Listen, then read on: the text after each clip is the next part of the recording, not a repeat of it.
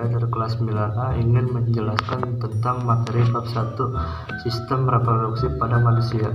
1. Pembelahan sel. Pembelahan sel ada dua, yaitu pembelahan mitosis dan meiosis. Pembelahan mitosis adalah pembelahan yang menghasilkan dua sel anakan yang sifat genetiknya sama dengan sel induk. Jumlah kromosom yang dihasilkan adalah diploid.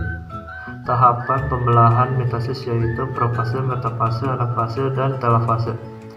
Pembelahan meiosis adalah pembelahan sel yang menghasilkan 4 sel anakan yang memiliki kromosom haploid yang berasal dari sel induk diploid. Pembelahan meiosis terjadi dalam dua tingkatan. Tingkatan pertama yaitu profase 1, metafase 1, anafase 1, dan telofase 1. Tingkatan kedua yaitu profase 2, metafase 2, anafase 2, dan telofase 2. 2. Sistem reproduksi laki-laki. Sistem reproduksi pada laki-laki terdiri atas organ reproduksi luar yang berupa penis dan skrotum. 2. Organ reproduksi dalam yang berupa testis, epididymis, pars deferens, uretra, kelenjar versicula, seminalis, kelenjar prostat, dan kelenjar Cowper. 1. Penis adalah bagian terluar organ reproduksi laki-laki berfungsi sebagai saluran urin dan sperma. Skrotum adalah organ yang bentuknya seperti kantung berfungsi untuk melindungi dan menjaga suhu testis. 2. Testis adalah bentuknya seperti bulat telur, jumlahnya 2 buah sepasang, yang tersimpan dalam skrotum berfungsi untuk memproduksi sperma dan hormon testosteron. 3. Sperma adalah sel tunggal yang terdiri atas kepala dan ekor yang merupakan sel kelamin laki-laki. Hormon testosteron adalah senyawa yang dapat merangsang perubahan fisik laki-laki pada masa pubertas, seperti tumbuhnya jakun, membesarnya suara, tumbuhnya kumis, dan sebagainya. 4. Masa pubertas adalah masa seseorang ketika mengalami pematangan fungsi seksual yang disertai perubahan fisik dan psikis. 5. Sperma yang diproduksi dalam testis selanjutnya keluar melalui epididymis. Epididymis adalah saluran yang keluar dari testis berukuran 4 cm, berfungsi untuk penyimpanan sperma sementara.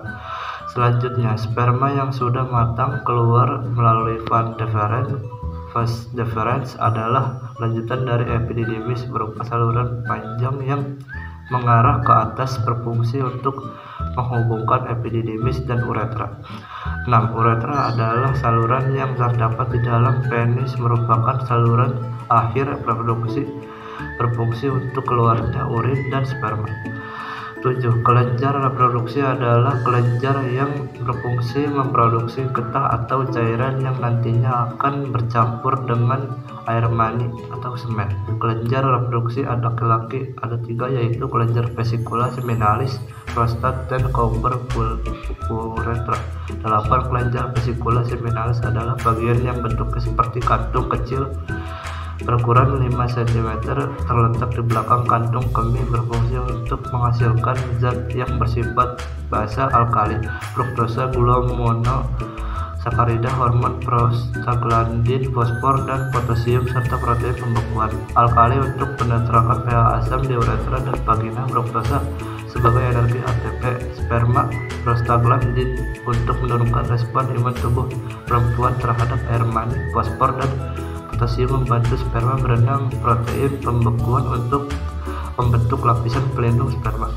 9. Kelenjar prostat adalah bagian yang bentuknya seperti kue donat terletak di bagian bawah kantung kemih, berfungsi menghasilkan cairan bersifat asam.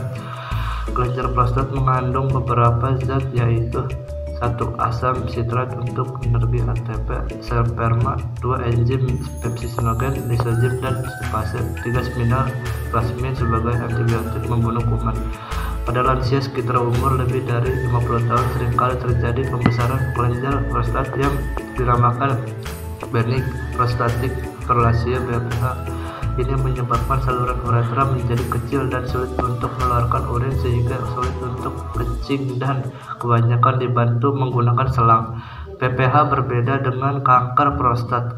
Kalau kanker prostat berkembang di luar kelenjar prostat, sedangkan BPH berkembang di dalam kelenjar prostat.